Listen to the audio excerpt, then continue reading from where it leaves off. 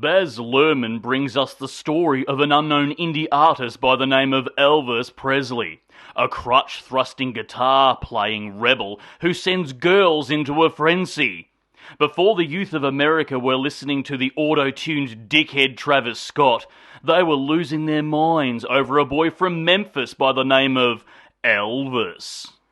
Hello there, you loose units, and welcome back to another episode of Spicy Boy Reviews. I'm, of course, your host, Andrew Iles. Finally, here it is, the biopic Elvis, directed by Baz Luhrmann, an Aussie known for directing Romeo and Juliet, Moulin Rouge, and The Great Gatsby, to name a few. We are introduced to our narrator of the story, Colonel Tom Parker, played here by Tom Hanks under some great makeup effects, sporting a bizarre accent from parts unknown. If anything, this movie is as much as Tom Parker's story as it is Elvis's. If you didn't know, Colonel Tom Parker was Elvis's manager, and Elvis was his bottomless FPOS machine. He was a promoter and an infamous swindler, looking for the next big thing to take off, and he finds it in a young, white rhythm and blues singer by the name of Elvis Presley.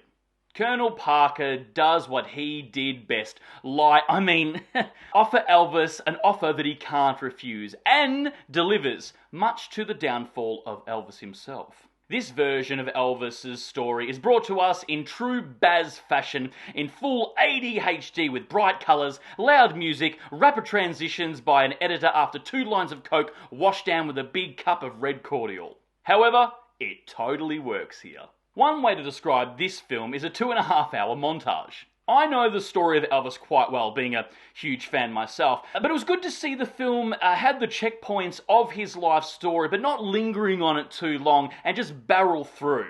You know, we get the stuff that we expect from his life story, the TV hip-thrusting controversy, being drafted into the military, meeting Priscilla, the TV special, and the beginning of the end in Las Vegas. The film almost looks like it's a musical, of course, and it works really well for this film. Plus, it's Baz.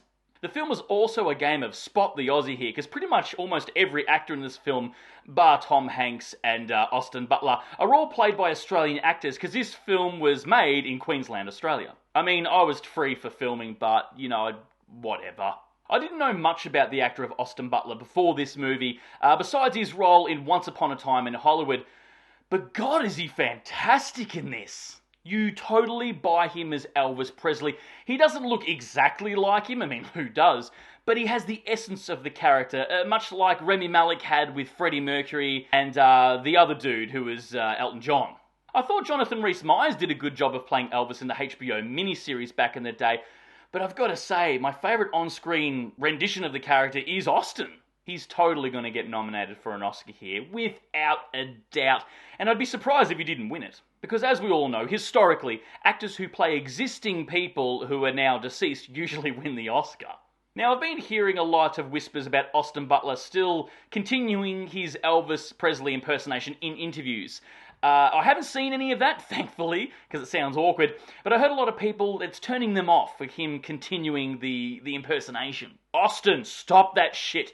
Enough with that method acting fuckery.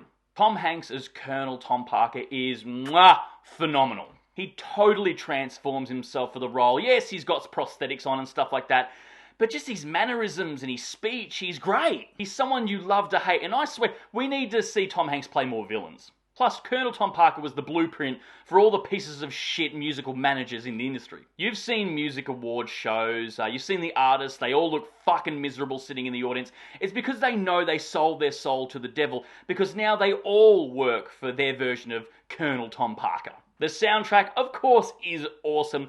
I was a little apprehensive when I discovered that they were going to mix sort of newish songs with Elvis and older songs of the time period, but that only happens maybe 3 or 4 times, and it works well. Way better than it did in The Great Gatsby. But Elvis fans, yes, you're going to get those banger tracks, and you're going to tap your feet and sing along.